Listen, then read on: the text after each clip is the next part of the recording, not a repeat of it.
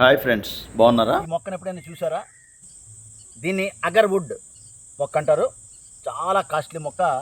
దీన్ని యాక్చువల్గా ఎలా వినియోగిస్తారు, దీంతో పరిస్థితి ఏంటనేది వారి మాటల్లో విందాం. ఒకసారి చెప్పండి సార్.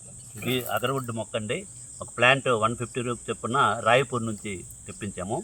అయితే ఇది 5 ఇయర్స్ అయిన తర్వాత ఈ మాత్రం లిక్విడ్ వస్తుంది, ప్లాంట్ వస్తుంది, లిక్విడ్ లాగా ఏర్పడుతుంది. ఆ లిక్విడ్ అంటే తక్కువలో అయితే 10,000 వేసుకుంటాము. దేని గట్టిగా గుగ్గిలం టైప్లో చిన్న చిన్న బిల్లల్లాగా వస్తుంది. అవి మినిమం 10,000 మేము వేసుకున్నాము. 2-3 lakhs వరకు కూడా మంచి వెరైటీ అయితే వస్తుంది. ఇది సెంటెడ్లకి ఎక్కువగా అరబ్ కంట్రీస్ వాళ్ళు వాడతారు.